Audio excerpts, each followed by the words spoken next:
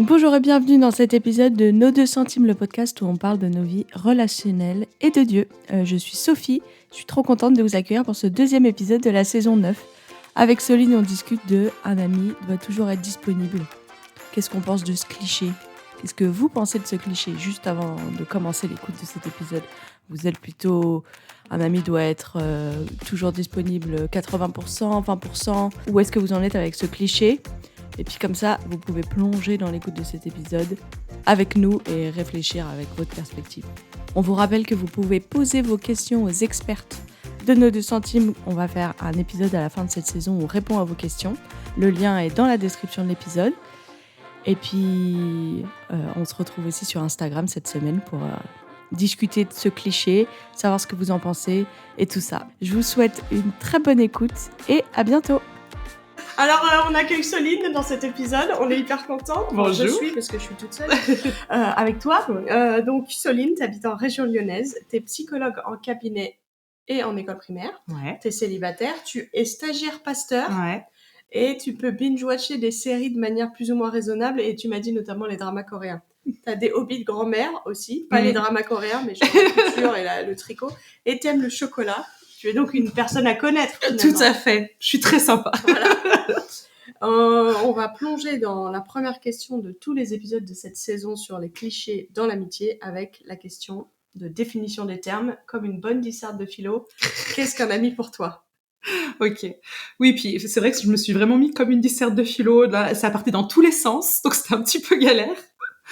Je me suis dit qu'une définition d'ami, de toute façon, c'est très différent pour tout le monde. Cas par cas, ouais. Cas par cas. J'ai mis, ça dépend de notre personnalité, de notre histoire, notre vécu. T'as vu, je t'ai vraiment fait ça comme un exposé, je t'ai fait ça bien.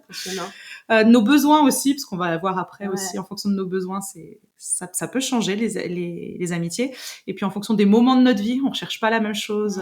Du coup, pour moi, qu'est-ce qu'un ami ? Je suis partie de quelque chose d'assez global au départ, toujours axé sur moi, puis après un peu plus fin. Pour moi, c'est un ami c'est avec quelqu'un avec qui on aime échanger, passer du temps. Ça me paraît assez logique. Ça, j'imagine que tout le monde dit ça.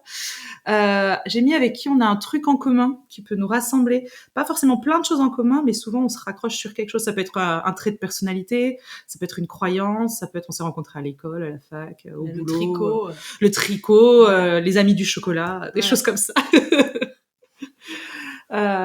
Et puis après, voilà, il y a aussi plein de choses qui diffèrent entre nous, qui sont différentes, mais qui nous plaisent.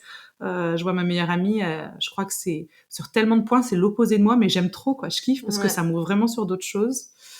J'ai mis un ami, c'est avec quelqu'un avec qui on est en sécurité pour partager, échanger des choses intimes. Contrairement à des copains, des camarades, des collègues ou autres, où on va bien s'entendre, mais on va pas forcément parler de toute notre vie. Ouais. Donc je pense que dans l'amitié, il y a cette dimension de sécurité affective. Ouais. Et puis, j'ai mis, c'est quelqu'un qu'on a aussi envie de voir aller bien ou mieux, évoluer, et qui fait pareil pour nous. Trop beau. Ouais, ça va un peu. Non, mais c'est bon, parce que je crois pas que, pour l'instant, j'ai pas entendu ça. Ouais. Après, je me disais, en fait, j'avais l'impression de bifurquer petit à petit vers le couple. Puis je me suis dit, finalement, amitié, amour, il y a des choses qui se ressemblent. Ouais. Et amour romantique, tu veux dire ? Ouais, voilà, ouais. Oui, c'est ça, ouais. Et ouais. Donc ouais, je pense que c'est super important d'avoir ça aussi. Ami, pour moi, c'est quelqu'un aussi avec qui je peux faire des sorties, se voir chez l'un, chez l'autre, mais qui me laisse aussi tranquille, qui est pas toujours en demande de me voir. Donc c'est très personnel après, ça, pour moi. Juste voilà, les SMS, ça suffit pour garder le contact pendant un temps, par moment. Et puis, ouais, j'ai mis aussi, pour moi, c'est quelqu'un avec qui on peut aussi bien se voir en tête à tête, on prend vraiment plaisir parce qu'on est amis, mais aussi en groupe. Et en groupe, il n'y a pas besoin forcément ce côté exclusif, ça j'y reviendrai, mais pour moi en tout cas c'est quelque chose qui est compliqué, quelqu'un qui veut toujours être exclusif, et j'ai besoin de voir des amis aussi en groupe. Donc voilà, sur un côté concret pour moi, il y a ça. Différents aspects de l'amitié, quoi. Ouais. En fait, un ami, c'est quelqu'un avec qui il y a une relation flexible et fluide. Ouais, voilà, c'est ça. Et qui nous correspond à qui on est et au moment de notre vie où on est, parce qu'en fonction des saisons de notre vie, on ne recherche pas forcément la même chose, quoi. Ouais. Donc on peut comprendre que parfois il y a des amitiés où ça peut être un peu compliqué, mais parce qu'on n'en est pas au même stade de notre vie et que du coup on cherche pas les mêmes choses. Ouais. Donc voilà. Et du coup, en fait, finalement, ce qu'il faut, c'est de la communication. Ouais. On en parle beaucoup le premier épisode de la saison, c'était, que je vous invite à aller écouter, c'était les meilleures amitiés ne changent jamais. Ouais. Et je pense que je peux ne pas spoiler l'épisode en disant qu'on pense pas que c'est possible de rester amis sur la durée et que ça change pas. Ouais. Mais c'est pas forcément facile. Mais donc, allez écouter l'épisode. Nous, dans cet épisode, on parle du cliché « un ami se doit d'être toujours disponible » ou « un ami doit toujours être disponible ». Et donc, la première question est quand même un peu biaisée, je réalise. C'est boum, quels sont les signes qu'une amitié devient bancale et trop demandeuse?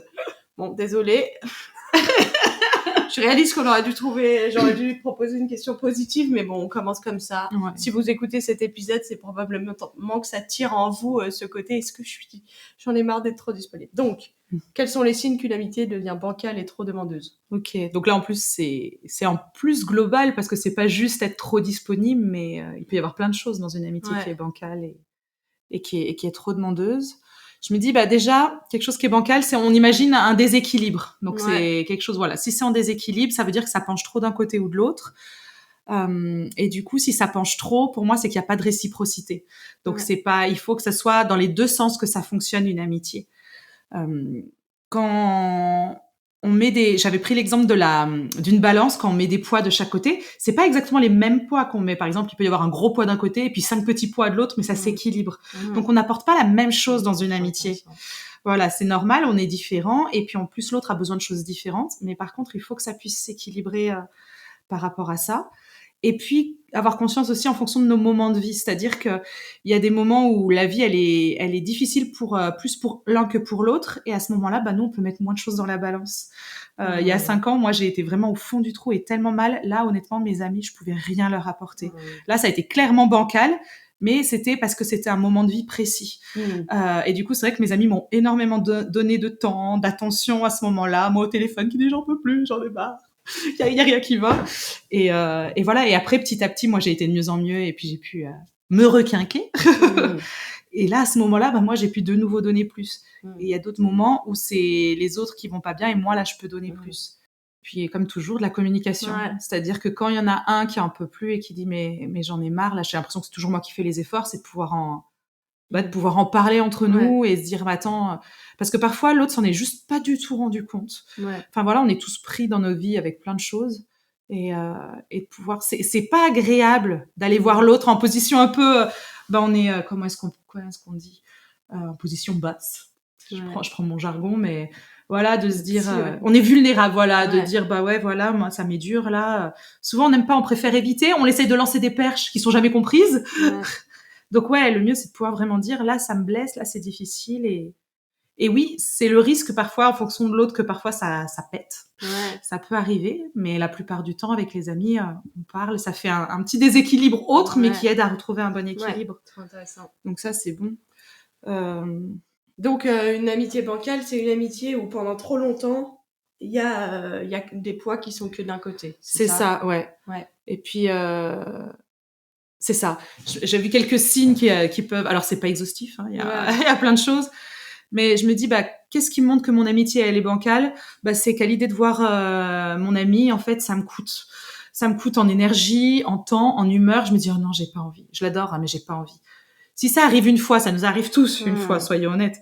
Mais quand c'est répétitif, là, c'est signe qu'il y a quelque chose qui va pas dans l'amitié et que c'est bancal. Alors, ça peut être quelque chose qui va pas chez moi. Voilà, comme je disais, moi, il y a 5 ans, j'étais tellement mal. À l'idée de voir des gens, en fait, ça me vidait de mon énergie. C'était pas à cause de l'amitié. C'était à cause de ce que je traversais. Donc ça, après, il faut voir. Mais si, dans ta vie, tout va bien et que c'est plutôt bien, mais que là, cette personne, t'as jamais envie de la voir, là, il y a quelque chose qui va pas dans cette amitié. Bancal, si c'est toujours le même qui propose de se voir, de faire des invitations, qui prend des nouvelles ou autre, là, clairement... Bon, ça, je pense que tout le monde est d'accord. Il y a quelque chose qui est bancal. Est-ce que tu penses pas quand même que là, il y a une question de personnalité ? Alors, oui, si. Ça peut tout à fait. Mais ça, après, je dirais que c'est clair dans l'amitié. Si clairement, votre amitié, elle est construite comme ça depuis le début, on pense introverti, extroverti ou des choses comme ça, et il y en a un qui a l'habitude de toujours lancer des invitations, ça va. Si l'équilibre est trouvé comme ça, c'est bon. L'équilibre, il est pas le même pour toutes les amitiés.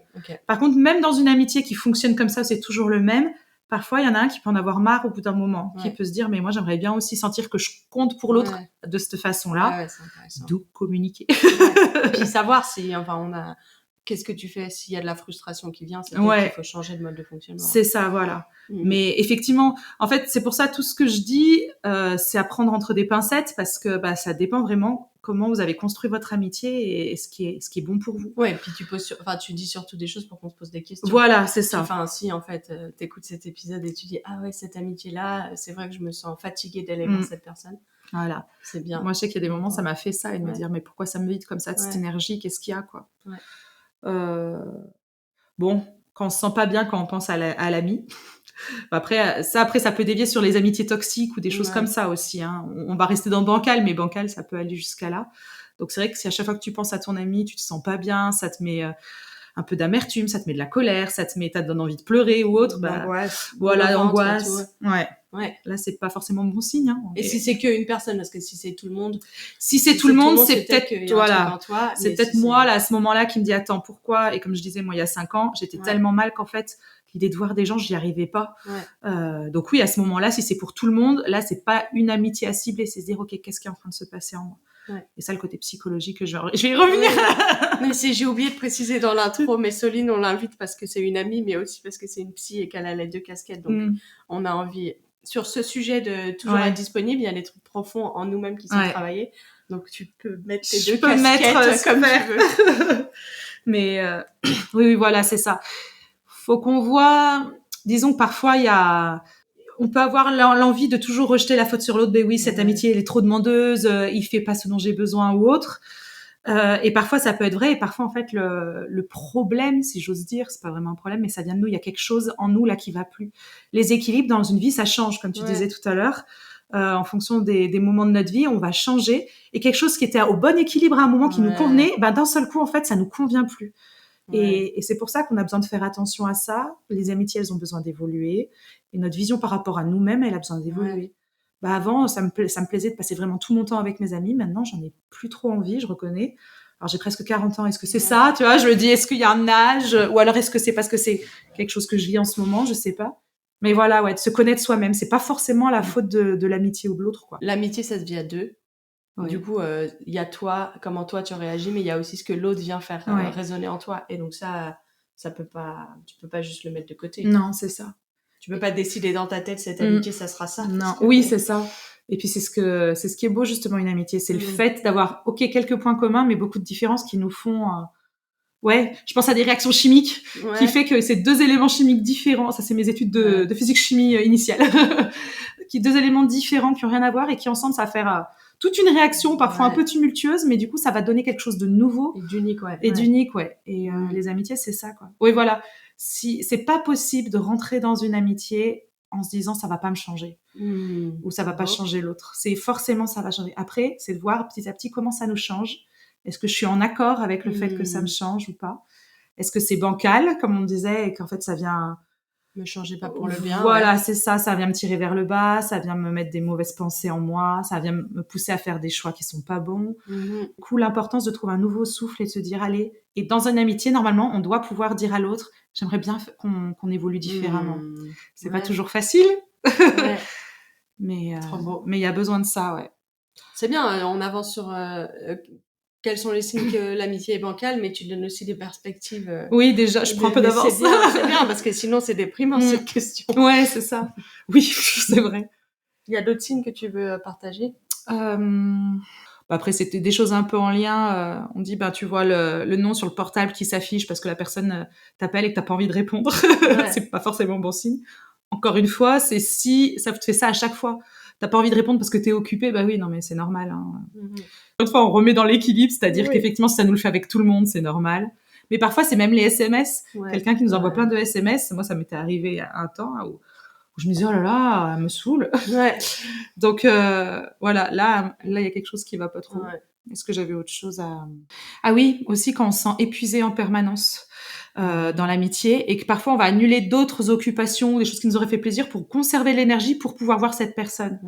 En fait, parfois justement dans le côté je veux être vraiment disponible pour cette personne, c'est mon ami, pour moi c'est très important l'amitié, je vais être entièrement disponible et bah du coup comme ça me vide, bah du coup j'annule le reste et en fait je vis plus juste pour cette amitié. Wow. Et ça c'est bancal et très malsain. Oui, parce que là, ça me fait penser, tu as parlé d'amitié toxique.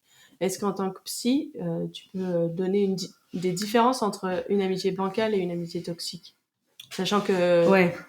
Ouh là là, j'aurais dû faire des recherches. Non, mais toxique, c'est bancal avec un niveau supérieur. Oui. Ouais, c'est ça. En fait, bancal, on n'est pas... Bon, ça sera pas hyper précis, je m'excuse d'avance. Bancal, voilà, on sent qu'il y a quelque chose qui fonctionne pas. C'est pas agréable. On voit bien une table bancale et quelque chose qui est pas super agréable. Toxique, c'est que ça vient nous faire du mal vraiment en profondeur. Okay. Ça vient transformer qui on est, comment on agit. Voilà, on commence à prendre des comportements qui sont différents de notre personnalité. Voilà, ça vient mettre des pensées qui sont négatives sur nous. Voilà, quelque chose de toxique, c'est quelque chose qui détruit. Quand on dit attention aux produits toxiques, on voit que ça va faire un trou dans la table. C'est autre chose qu'une table qui est simplement bancale parce qu'il y a un pied qui est un petit peu plus court que l'autre, quoi. Oui, et puis c'est peut-être que dans bancal, l'autre, c'est qui va pas bien, mais dans toxique, il y a de la manipulation, il y a vraiment des comportements répréhensibles, c'est ça. Enfin, moralement répréhensibles au moins. Il y a on peut te rabaisser, alors que bancal, globalement, l'autre, il a un comportement assez réglo, c'est juste que ça va, quoi. C'est un temps comme ça. Bancal, on peut communiquer, on peut essayer de voir. Ça peut être, comme tu l'as dit, pour un temps seulement, parce que l'un traverse quelque chose de difficile. Ou ça peut être simplement parce qu'on a besoin de se réajuster et dire, attends, je préfère ça. Quand c'est toxique, en fait, ça se rajuste pas. La communication, ça suffit pas. Donc, là, le conseil que je donnerais, c'est quand on ne sait pas si c'est bancal ou toxique, en fait, de lancer la communication pour voir ce qui en ressort derrière. Excellent. Peut-être de demander à d'autres amis, quand tu me vois avec telle personne, honnêtement, qu'est-ce que tu penses de moi? Est-ce qu'il y a quelque chose qui t'inquiète? Les amis, ils seront honnêtes, mais par contre, il faut être prêt. Il faut être prêt à ce qu'ils vont nous dire.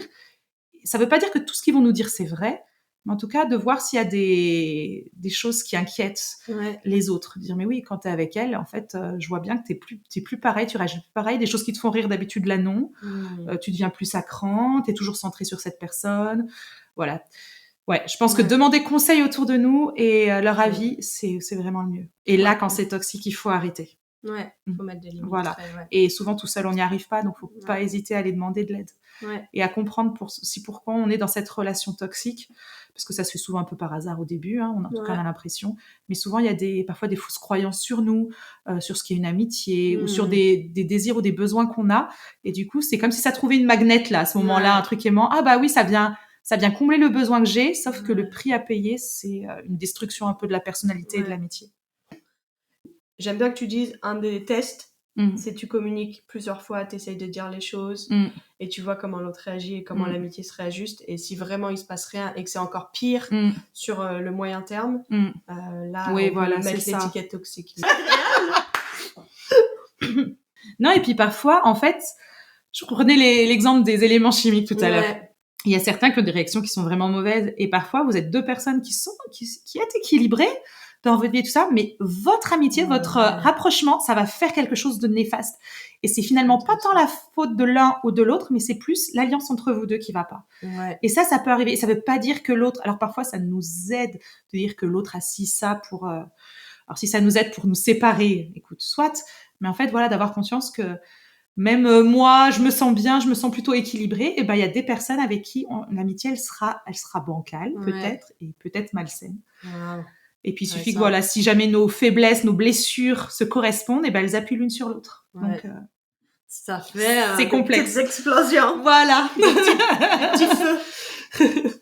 Alors, la question suivante, c'est, parce que c'est ce cliché de l'amitié, un ami doit toujours être disponible qu'on discute, et la question, c'est, est-ce qu'on peut ne pas être assez disponible pour ses amis? C'est une question fermée, donc elle est un peu nulle, mais Nos 2 centimes, c'est un podcast chrétien, et on prend Jésus comme un de nos modèles.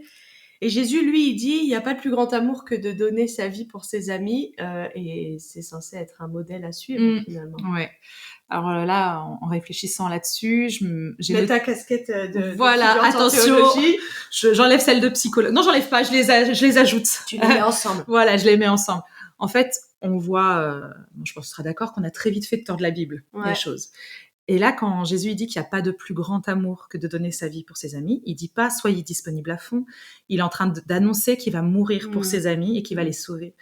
Et là, cette mort et cette résurrection, il n'y a pas de plus grand amour. Il n'y aura jamais de plus grand amour que quelqu'un qui a fait aucune erreur, aucun péché, et qui est prêt à prendre notre faute pour que nous, on puisse être sauvés, parce que nous, on est foutus. Et c'est ça, en fait, qu'il annonce. Et c'est pas parce qu'il va mourir, c'est vraiment parce qu'il nous sauve. Je dis ça parce que quand on étudiait l'histoire de l'Église, on voit les martyrs au départ, il y en a en fait, l'Église naissante a dû mettre le haut là parce qu'il y en a qui disaient bah oui, mourir pour Jésus et pour Dieu c'est important, et en fait qu'elle est au devant des problèmes et du coup qu'elle ait provoqué les autorités pour se retrouver martyr et mourir. Et en fait, l'Église, à ce moment-là, avait dû dire « Attention, en fait, ce que vous faites, ça s'apparente à un suicide. C'est pas du tout martyr. Vous n'êtes pas martyrisé pour votre foi, c'est parce que vous allez vous mettre devant et provoquer. » Là, Jésus, il annonce vraiment juste le fait qu'il va sauver l'humanité, ceux qui le veulent en tout cas. et voilà, et c'est pas du tout qui va être tout le temps disponible. D'ailleurs, du coup, si on lit un peu les évangiles dans la Bible, on voit que Jésus, il n'était pas disponible tout le temps. Déjà, souvent, ces journées, il les commençait à l'écart parce qu'il allait passer du temps avec Dieu dans la prière. Ses disciples, à ce moment, ils ne savent pas où ils sont. Il y a sa mère et ses frères et sœurs, à un moment, qui le cherchent. Ils finissent par le trouver. Et Jésus, il dit pas « Ah oui, vite, je viens, il faut que je sois disponible ». Il dit « Non, non, c'est bon, moi, ma mère et mes frères sont là ». Qui sont ces personnes? D'ailleurs, c'est super choquant. Qu'est-ce que j'ai vu d'autre aussi Oui, il met des limites. Non, il n'est pas disponible tout le temps et il a besoin de temps pour lui, pour se ressourcer. Et à chaque fois qu'il se ressource, c'est avec Dieu. C'est beau. Donc voilà, en tant qu'être humain, comme on veut imiter Jésus, c'est ça en fait. On a besoin de temps tout seul avec Dieu pour se ressourcer. En fait, là, dans la phrase il n'y a pas de plus grand amour que de donner sa vie pour ses amis, Jésus, il est en train de dire vous ne trouverez pas de plus grand amour que moi. Voilà, c'est ça. Ouais. C'est ça. Et c'est vrai. C'est vrai. C'est vrai. Vous ne trouvez pas de meilleur ami que moi. C'est ça. Ouais. Lui qui va être tout le temps là et qui par lui on est sauvé, on évite. Bah, merci pour cet éclaircissement. Alors revenons à la première question. Est-ce qu'on peut ne pas être assez disponible pour ses amis? Alors, du coup oui. Attends, je cherche. Oui, et ben du coup, effectivement, comme on disait au début, on est tous différents, on a besoin de choses différentes. Et c'est pour ça qu'encore une fois, il faut bien communiquer dans l'amitié, parce qu'il y a des moments où... comment dire? Attends, je reprends. En fait, oui, quand dans une amitié, on peut avoir des attentes différentes. Et il y a des moments où je vais avoir vraiment besoin que l'autre soit disponible et l'autre l'est pas. Et du coup, oui, l'autre personne n'est pas assez disponible. Et ça peut arriver. Est-ce qu'il faut remettre en cause toute l'amitié pour autant? Je crois pas. Et là, je reprends la casquette de psychologue. En fait, c'est de se dire à chaque fois... Alors en fait, il y a deux côtés. Il y a le côté de la personne qui n'est pas assez disponible et le côté de la personne qui aimerait que l'autre soit plus disponible. Ouais, intéressant. Quand on est quelqu'un qu'on aimerait que l'autre soit plus disponible, en fait, c'est de se dire, en fait, qu'est-ce que ça provoque en moi? Pourquoi ça me blesse que l'autre soit pas disponible? Et voilà, là, c'est pour ça que je dis, il y a de nouveau l'aspect psychologique. C'est en fait, souvent, ça vient réveiller des choses de nous qui ont été difficilement gérées quand on était enfant, soit parce que, par exemple, je prends un truc complètement au hasard, mais les gens étaient jamais disponibles pour nous, et que ça a laissé beaucoup de blessures, de se dire je vaux pas la peine, je suis pas importante. Et là, on trouve une amitié qui répond à ce besoin qu'on avait, donc ça fait tellement du bien. Et l'amitié de nouveau qui est moins disponible, et ben ça vient juste relancer tout ça. Voilà, en fait, il peut y avoir plein de raisons. Et au-delà du fait que oui, je l'aime bien, j'aimerais bien avoir plus de temps avec cette personne, mais en fait, si ça me blesse, si ça vient faire quelque chose en moi, en fait, c'est pas l'autre qui est forcément en défaut. On peut dire à l'autre, j'aimerais bien qu'on se voit plus, ça me manque. Mais après, si vraiment ça me fait du mal, c'est que là, il y a des choses à aller travailler. C'est qu'il y a des blessures. On est... alors, pour se remettre vraiment dans l'état chrétien, Dieu nous a créés pour être dans un bon équilibre, pour être dépendants les uns des autres, mais pour être autonomes aussi. Et normalement, on peut être seul un temps, c'est pas ça qui va nous détruire et nous faire du mal. Donc à partir du moment où je me sens comme un manque de l'amitié, ou alors le fait que l'autre soit pas assez disponible, ça me renvoie des pensées, je suis pas assez bien, je suis pas assez intéressante. Bah oui, ça devait bien finir par arriver.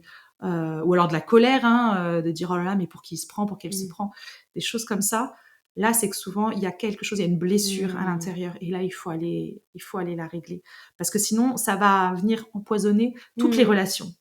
Les relations amoureuses, les relations amicales, les relations de travail, tout. Familial, ouais. Ouais, ça vient vraiment de tout. Et là, du coup, vraiment si vous êtes chrétien, c'est de pouvoir passer du temps avec Dieu et de dire, montre-moi ce qu'il y a. Parce que Dieu va vous le montrer. Ouais.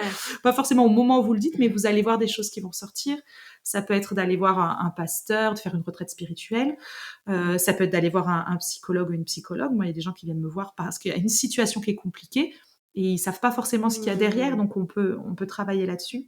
Ou d'en parler à des amis aussi. Et d'en parler à des amis. Choisissez des amis qui matures, qui vont pas vous dire mais oui, t'as raison, c'est qu'une poufiasse, des choses comme ça. C'est quoi ton problème? Voilà, c'est ça. Ouais. Alors bien sûr, on a besoin de ça de nos amis aussi par moment, mais qui vont pouvoir dire nous poser des questions et dire mais qu'est-ce que ça fait? Ça te fait un peu penser à quelle situation de ton enfance ou du passé? Ouais. C'est ça.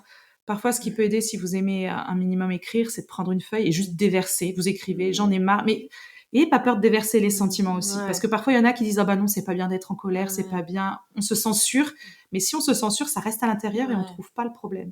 Donc, d'écrire, et parfois, en écrivant, en déversant tout ce qu'il y a, d'un seul coup, il y a un truc qui sort. Et ça peut pas mal aider.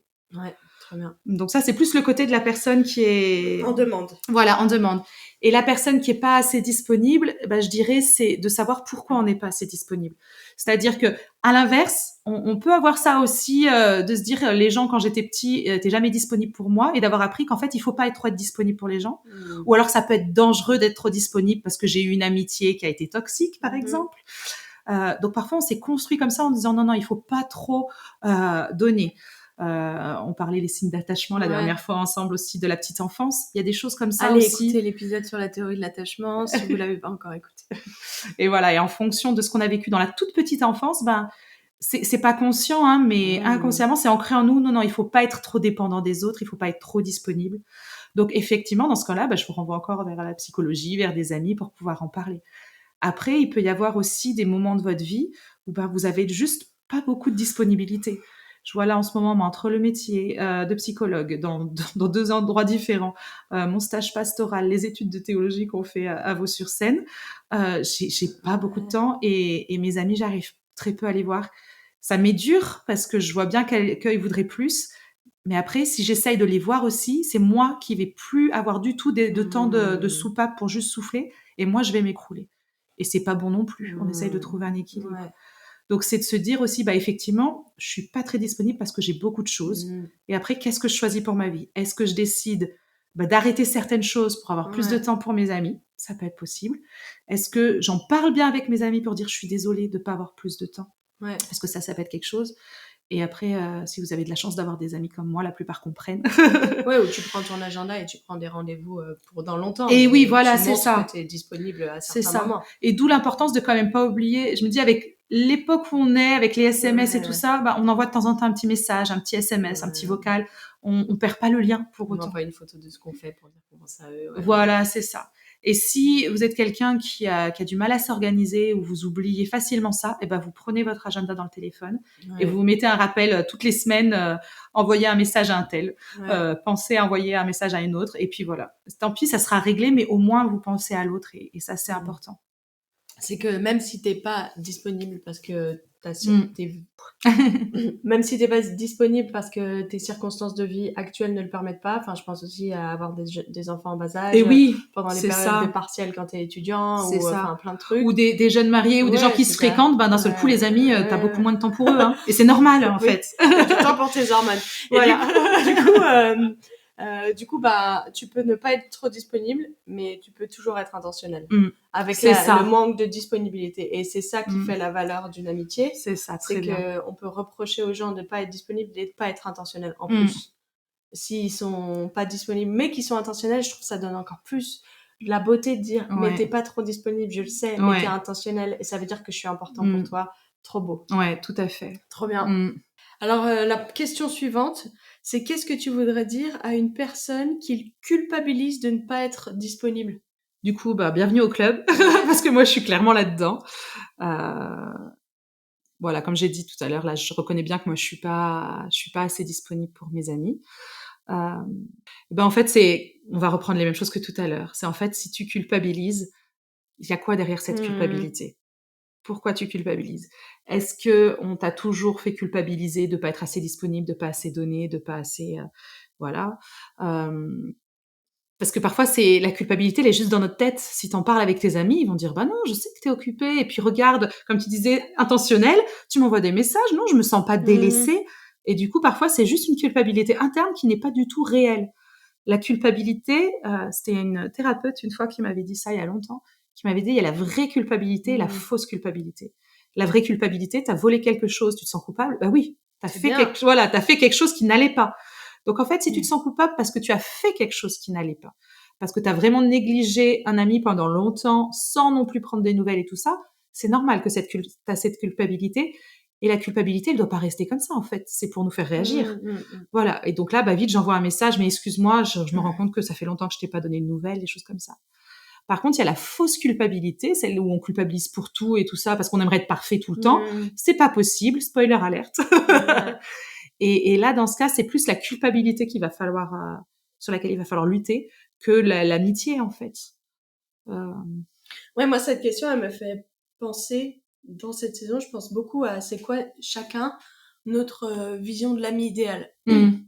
Donc, l'ami idéal, c'est l'autre et c'est aussi nous-mêmes. On essaye d'être l'ami idéal. Vrai. Et que du coup, des fois, dans nos constructions, l'ami idéal, c'est un être parfait qui fait pas d'erreur, qui est toujours disponible. Et donc, il y a une dissonance entre l'ami idéal qu'on aimerait être ou qu'on voudrait que l'autre soit et qui on est. Et ça peut créer de la culpabilité, mais en fait, c'est aller chercher. En fait, est-ce que l'ami idéal, c'est possible? Est-ce que c'est souhaitable que je devienne cet ami parfait? Enfin, non, c'est pas souhaitable, même si j'ai envie de m'améliorer en tant qu'ami, mais de questionner un peu quelles sont nos représentations d'être un bon ami. Oui, tout à fait, parce que tu as dit quelque chose de super intéressant. Je dois être l'ami de l'autre, mais je dois être mon propre ami aussi. Et en fait, forcément, s'il y a un équilibre aussi, en fait, si tu vas trop pour aider un, tu vas négliger l'autre. Quelqu'un qui se rend toujours disponible dans ses amitiés, le moindre truc, il va se négliger lui-même. Et au bout d'un moment, c'est lui qui s'écroule. Parce qu'on a besoin de temps avec nous-mêmes. On est différents, on n'a pas besoin de la même quantité de temps, on n'a pas besoin, mais on en a besoin. Et effectivement, voilà, ça, c'est très important. Et ça, c'est plus les profils peut-être perfectionnistes, où justement, je veux être l'ami parfait. Et c'est pas possible, en fait. Personne, et tant qu'on est enfermé parce que c'est vraiment un enfermement, de vouloir être comme ça, ou d'attendre que les autres soient comme ça, on sera toujours frustré, on sera toujours coupable, on sera toujours accablé. Et en fait, du coup, on va mal vivre nos amitiés. Et en permanence, je peux prédire ça pour toute la vie, hein, tant que ça sort pas. Et il y a vraiment une libération dans le fait d'arriver à accepter de dire, ok, je vais faire des erreurs, ok, je vais décevoir mes amis, ok, mes amis vont me décevoir. C'est tout un processus, hein. Puis même quand on est arrivé, on découvre des c'est des couches, comme les oignons. Mais c'est tout un processus. Et si on veut vraiment vivre des belles amitiés libres et épanouies et équilibrées, et en fait, il va falloir petit à petit qu'on renonce à notre idéal. Et de nous-mêmes et de l'autre. Voilà, c'est ça, c'est important. On cherche, comme on dit souvent, pas la perfection, qui est pas possible, mais l'excellence. Et l'excellence, en fait, c'est toujours de s'améliorer un petit peu. Et quand on a réussi à abandonner le côté perfectionniste, le côté ça doit être comme ça, qui est figé, et en fait, enfin, les choses peuvent commencer à bouger. Et là, après, avec l'autre, on va pouvoir s'améliorer petit à petit. C'est la seule façon. Et ça fera une belle réaction chimique. Voilà. T'as d'autres choses que tu voudrais dire à une personne qui culpabilise de pas être disponible? La communication. Voilà, bon. Après, c'est un peu tout ce qu'on a dit depuis le début, de voir si au niveau psychologique, il n'y a pas quelque chose qui nous laisse ne pas hésiter à aller en parler. On n'est pas obligé de faire des thérapies de 10 ans. Hein. Parfois, 2-3 séances, ça suffit. D'aller voir des amis sur qui sont matures, sur qui on a confiance. D'aller voir un pasteur, un prêtre, de faire voilà, des choses comme ça. Parce que Ok, et ben c'est bien, j'ai pu réaliser ça. Qu'est-ce que je peux faire maintenant? Je peux aller parler à des amis. Et parfois, vous savez, les amis aussi, qui vont nous dire non mais regarde d'où tu viens. Moi j'ai une amie qui fait ça et ça me fait parfois tellement du bien. Elle dit bah oui, peut-être qu'aujourd'hui c'était pas top, mais regarde d'où tu viens. Attends, mais ça n'a rien à voir, t'as vraiment progressé. Et on progresse pas linéairement. Et oui, il y a des moments où on est un peu moins bien, mais c'est pas grave. Et voilà. Preach. Stagiaire pasteur sous l'éternel. Ok, alors l'avant-dernière question. On a un peu parlé de être trop disponible, être pas assez disponible, mais la question ultime, c'est comment on peut discerner notre positionnement dans l'amitié. Trop disponible, pas disponible, juste être disponible comme il faut. Est-ce que tu as des pistes concrètes à nous donner? Alors déjà, il y a la communication. Vous l'aviez pas vu venir. On l'avait déjà dit, je suis pas sûre. Ouais, c'est bien que tu le dises. Voilà, c'est ça. Non, effectivement, la communication, ça va toujours revenir. Je pense qu'on va redire des choses qu'on a déjà dit. Des choses concrètes, c'est déjà de demander à des amis, à des gens de confiance, quelles seraient vos qualités en amitié et quels seraient vos défauts.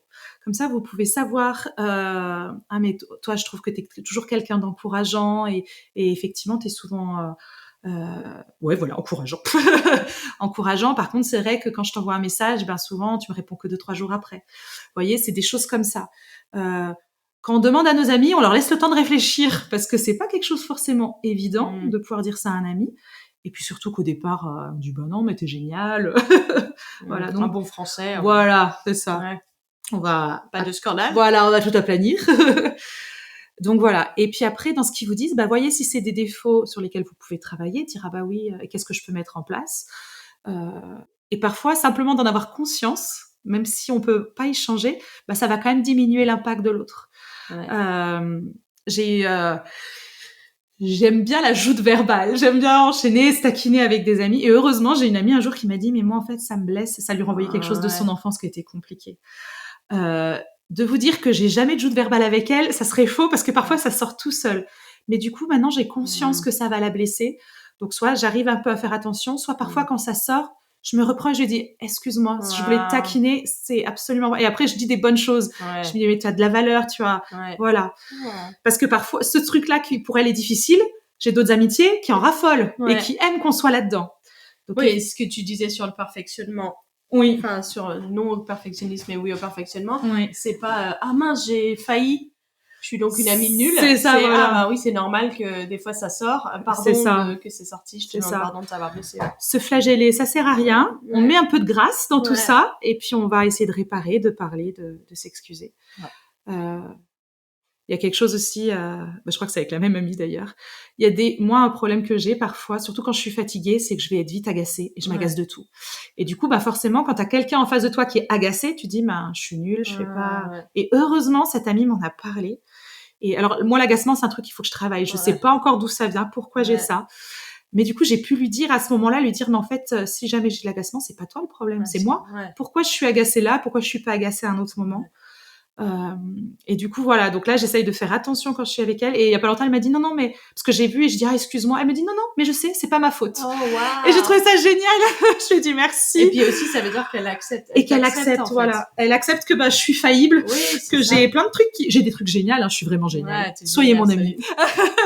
Non parce que t'as pas de temps. Ah oui non j'ai pas de temps. Donc, soyez mes amis à distance. Oui, c'est vrai. On essaye de voir dans 10 ans, d'accord? Voilà. Je vais prendre un rendez-vous. C'est ça, un rendez-vous d'amitié. Non, mais voilà, effectivement. Mais du coup, je sais plus ce que je disais. Mais oui, voilà, ça va évoluer. Et là, c'est cool qu'elle ait pu m'accepter comme ça. Et oui, parce qu'en fait, il faudrait pas aussi que quand on dit, c'est important de dire quand on dit quelque chose à nos amis ou quand ils nous disent quelque chose, si t'attends qu'ils changent tout de suite ça. Et c'est pas réaliste. Et c'est pas possible. Et ça veut dire que mais c'est important que tu puisses travailler si on te dit que ça va pas. C'est ça. Mais bon, Voilà. Et effectivement, t'as raison de le dire, c'est pas tout. Et on peut pas tout travailler d'un coup. Donc parfois, là, l'agacement, j'ai remarqué ça, mais je suis déjà en train de bosser d'autres choses dans ma vie, donc on peut pas. Mais j'aime beaucoup que tu dis que tu sais pas d'où ça vient et que du coup c'est dur à travailler, alors que t'es psy. Oui. Et t'es stagiaire pasteur et t'es étudiante en théologie. Et solide, ça veut dire que on n'est pas parfait. Si proche de la perfection et pour ça. C'est ça. Mais c'est bien que tu le dises, ça clairement. Moi. Je me disais aussi sur les choses un peu concrètes, c'est d'apprendre vraiment à connaître nos amis et notamment de savoir ce que chacun d'eux valorise dans l'amitié, ce que chacun d'eux a besoin. Parce que là, ça me faisait penser au langage de l'amour, et que c'est les mêmes dans l'amitié. Hein. Quelqu'un pour qui les temps de qualité, c'est super important, tu peux lui faire plein de cadeaux, il va s'en ficher, quoi. Et ça va être sympa, hein, mais c'est pas pour ça qu'il se sentira important. Par contre, il va avoir besoin de temps de qualité. Et ça, c'est important. Moi, je suis sensible aux paroles d'encouragement, de valorisation. Du coup, voilà, ça va être pareil. Si tu veux passer plein de temps avec moi, ça va être cool, hein, mais moi, les temps de qualité, ça me fait plaisir, mais c'est pas ça qui va me remplir et je me dirai, je suis importante pour l'autre. Par contre, que la personne, elle ait des bonnes paroles pour moi, là, je vais me sentir appréciée. Donc, tous nos amis sont différents et d'apprendre à reconnaître un peu de quoi mon ami a besoin et comment moi, je peux rencontrer ce besoin.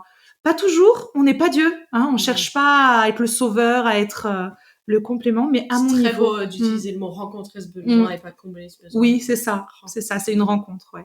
C'est beau. Pas combler, il y a que Dieu qui peut combler complètement. Ouais, discuter régulièrement de l'amitié parce que comme on a dit, on évolue. On change, l'amitié, elle restera jamais pareille. On n'est jamais pareil. Heureusement, je suis pas la même que quand j'avais 14 ans. Merci Seigneur. Je reviens de loin. Mais du coup, voilà, et forcément, dans les moments de notre vie, on a besoin de choses différentes. Je pense, voilà, mes amis mariés, au début du mariage, au début des fréquentations, puis après au début du mariage, c'est sûr que notre amitié, elle prenait des tournants différents. Après 10 ans de mariage, ça y est, ils sont beaucoup plus disponibles, tu vois. Ça leur fait il y a des bien, choses, voilà. Donc voilà, c'est de savoir que l'amitié, il va falloir la questionner régulièrement, pas la remettre en question, mais se dire comment on l'a fait évoluer, comment maintenant... Et tu penses que c'est absolument nécessaire des conversations ou c'est juste ça se fait naturellement, on s'adapte et s'il y a un bug, s'il y a vraiment un truc qui coince, on en parle, mais s'il n'y a pas de truc qui coince, ça roule. Ouais, je dirais plutôt ça en fait, et ça va dépendre des amitiés. Il y en a où naturellement ça se met. En fait, le truc, on peut pas faire pour l'autre. Si l'autre veut pas parler, tant pis pour lui. Par contre, si moi, ça me pèse quelque chose, je vais en parler. Pour dire, attends, j'ai juste besoin d'être au clair. Est-ce que c'est bien parce qu'on est en train de changer de vie que c'est pour ça? Et c'est pas parce que tu m'en veux pour quelque chose? Du coup, voilà, quand on sent quelque chose qui va pas bien ou on n'est pas sûr, d'en parler. Par contre, il y a plein d'amitiés qui évoluent et ça se fait naturellement et ça pose pas de problème. Ou ça se fait pas forcément naturellement, mais il y a pas forcément besoin d'en parler parce que c'est histoire de quelques temps où c'est ça. Ça bug et après ça s'assainit tout seul. C'est ça, voilà. Donc effectivement, allez pas voir tous vos amis en disant allez, faut qu'on s'assoie et qu'on parle, pas tous forcément. les 2 mois, je mets dans mon agenda. Voilà. Peut-être des SMS, des trucs envoient des SMS, je mets une conversation. C'est ça. Accepter un truc concret, c'est d'accepter l'autre tel qu'il est et de pas essayer de le transformer comme nous. Ça, c'est peut-être plus des choses qui nous arrivent. Pardon, des choses qui nous arrivent quand on est ado. Normalement moins quand on est adulte, mais parfois on se dit mais ça lui ferait tellement du bien s'il était comme ça ou d'essayer ça. Stop, on propose, c'est une amitié, on va faire découvrir des choses à l'autre, mais on n'essaye pas de le transformer comme nous. Et voilà, parce que ça c'est vraiment quelque chose qui peut être destructeur de l'amitié, mais aussi de la personnalité de l'autre, en fonction de comment il est. J'ai mis Jésus, il nous aime dans notre diversité. Donc on a besoin de c'est l'unité dans la diversité. Et une amitié, je pense que c'est vraiment ça, c'est apprendre à être unis, mais dans notre diversité, dans notre complémentarité. Et puis être capable de se demander pardon quand on est blessé ou quand on a été blessé aussi, ou qu'on va blesser. Et je dis même si parfois on comprend pas pourquoi, parce que ça arrive. Hein, parfois il dit cet ami qui me disait voilà, ça me blesse quand tu fais des moqueries, des blagues comme ça, des taquineries. Et moi, je comprends pas parce qu'autour de moi, tout le monde aime cette façon de faire. Et moi, j'aime bien, ça me fait rire aussi. Mais en fait, c'est pas parce que je comprends pas pour moi que c'est pas valide ce que l'autre ressent. Et du coup, d'arriver à accepter, de demander pardon, de dire excuse-moi. Hein, ça, pour n'importe quelle relation, hein, c'est important, mais du coup, pour l'amitié. Ouais, c'est beau. Alors, pour conclure cet épisode, Soline, la question de la fin, c'est quels sont tes 2 centimes sur le sujet? Qu'est-ce que tu veux laisser à nos auditeurs sur le thème de un ami doit toujours être disponible? Du coup, je dirais que non, un ami doit pas toujours être disponible. Il doit être disponible dans une certaine mesure, mais qu'en fait, ça va dépendre de toutes les amitiés, ça va dépendre de toutes les relations, et qu'il y a vraiment besoin de s'adapter au fur et à mesure dans la vie aussi, en fonction de l'autre personne et en fonction des moments de vie où on est, parce que ça va fluctuer. D'être moins disponible, ça fait pas de toi une mauvaise personne. Ça fait pas de toi quelqu'un qui a pas de valeur ou qui a un problème ou autre. Et si tu as besoin de quelqu'un de plus disponible, ça veut pas forcément faire de toi aussi quelqu'un de needy, de quelqu'un qui qui est mal et qui n'a pas de valeur. La valeur, c'est quelque chose de complètement à part. On a de la valeur, peu importe ce qui se passe.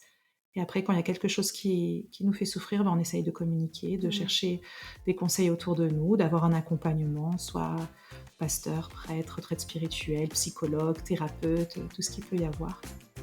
On a la chance de vivre dans un endroit où Dieu a permis plein de choses pour nous aider. Ouais. Et voilà, on peut essayer.